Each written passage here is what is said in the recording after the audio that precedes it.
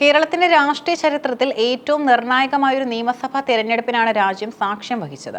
ഭരണ തുടർച്ച ലക്ഷ്യമിടുന്ന LDFും അധികാരം തിരിച്ചുപിടിക്കാൻ സർവ്വസജ്ജരായി ഇറങ്ങിയ UDFും നിർണായക ശക്തിയാകാൻ പോരാടുന്ന NDAയും തമ്മിലുള്ള ത്രികോണ മത്സരത്തിന്റെ അവസാന അധ്യായം പോളിംഗ് ബൂത്തുകളിൽ എഴുതപ്പെട്ടിരിക്കുകയാണ്.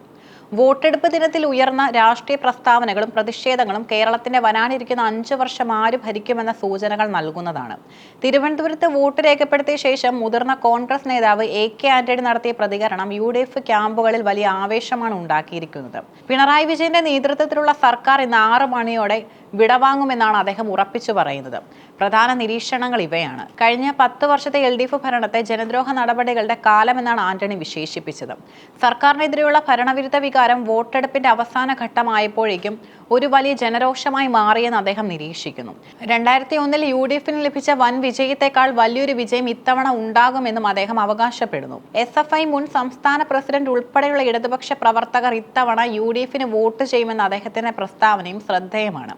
CPM എന്ന പാർട്ടി തകരാതിരിക്കണമെങ്കിൽ തുടർഭരണം ഉണ്ടാകാൻ പാടില്ലെന്ന് ആഗ്രഹിക്കുന്ന ഒരു വിഭാഗം കമ്മ്യൂണിസ്റ്റുകാർ തന്നെ ഇത്തവണ കോൺഗ്രസിനെ പിന്തുണയ്ക്കുമെന്നും ആന്റണി പറഞ്ഞു. കേരളത്തിന്റെ മണ്ണിൽ BJPക്ക് അക്കൗണ്ട് തുറക്കാൻ കഴിയില്ലെന്നും വർഗീയ രാഷ്ട്രീയത്തിന് ഇവിടെ സ്ഥാനമില്ലെന്നും അദ്ദേഹം ആവർത്തിച്ചു.